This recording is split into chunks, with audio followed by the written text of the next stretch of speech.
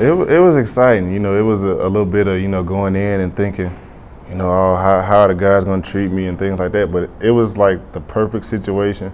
I went in and from day one, the guys treated me like I was, I had been playing in the league for 5 years. They welcomed me with open arms, and I had some guys that helped me out a whole lot. So it was a lot of fun.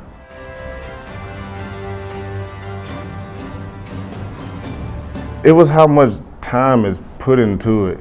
Before I went, it was always, well, I'm sure it'll be a lot easier since you're not balancing school as well, but you take that time that you spend in school and that's dedicated to, in the film room and things like that. So it's a lot of homework and a short time.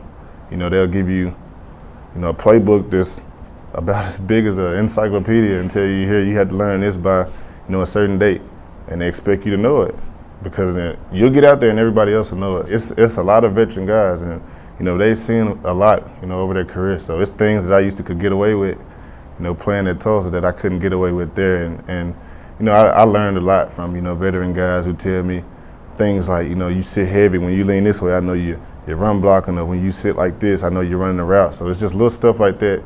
The attention to detail is a big key at the next level.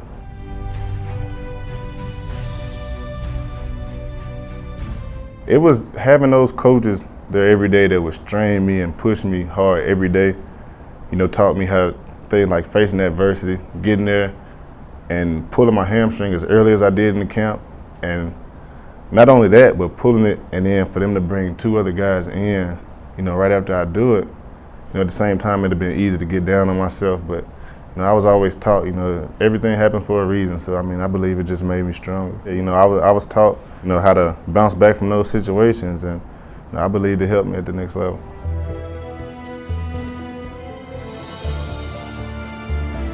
I remember everything from the day I got here, June 10th in 2007, to the day I left. I remember, I missed the people so much. That's why I'm so happy to be back here. And it's just such a fun atmosphere being back and seeing everybody again. It feels like, it was 2 weeks ago I left here, but it's been fun. It's funny because I still remember every play call that I caught a pass on. I remember the exact play that was called. It was fun, going and playing my first game on the road. Of course, that was fun playing Louisiana Monroe and coming back playing BYU in a game that was a shootout against I think we were the only team to beat them that year. And it's funny, it's actually a couple guys that played for the Dolphins that played in that game. And I mess with them all the time about it, but it was so much fun. And I just remember the atmosphere. I remember a packed crowd. I remember it was amazing.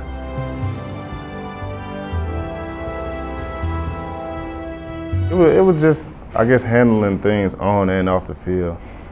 Coming in, you're always real immature and things like that. But by the time I was gone, it was always, you got a whole different way of how you carry yourself. You're more of a leader when you leave than when you get here. I was more of a not say bandwagon guy, but I was more of a type of guy who would, I looked up to other people. But then, as your career goes on, you kind of look to be that guy.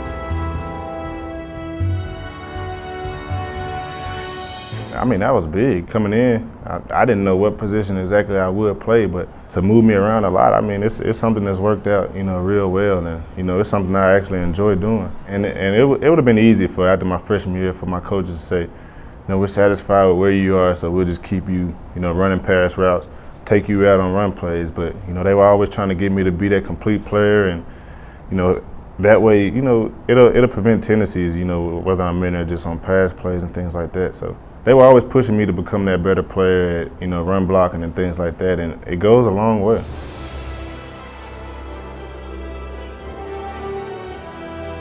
SMU was real big. That's something I'll never forget, because I always remember how long it seemed like the ball was floating in the air, and the only thing that was going through my mind was just, don't drop it, don't drop it, don't drop it. Beating Notre Dame was a real big one, and but probably playing my last game against Hawaii was probably the most memorable game of my career, simply because that's your last game. You're playing Hawaii. You're playing in Hawaii, in front of all Hawaii's fans, and to go in and win the way we did.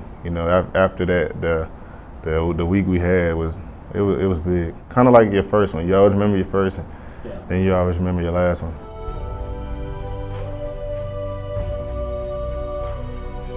It was real big because you have to learn those study habits. And like I said, they give you a big playbook and you're on your own. You have to study on your own. So you have to discipline yourself early, which is something, I learned going through school. So it was times, I was staying up till 2 o'clock in the morning studying my playbook, while other guys were sleeping, resting. But yeah, it's just little things like that you take with you no matter what you're doing. Like that's one thing I did learn. You're not having much free time, so when you do, you need to spend that time working on your craft, which is something, when I got to Miami, the guys harped on.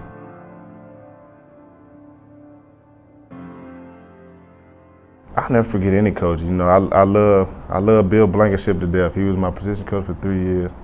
Gus Malzahn, Chad Morris, all of them. Coach Hand, Herb Hand when he was here, Graham, pretty much all of them. I had close relationships with all of them, and you hear about the guys who kind of bump heads with coach. I never really had problems like that at all.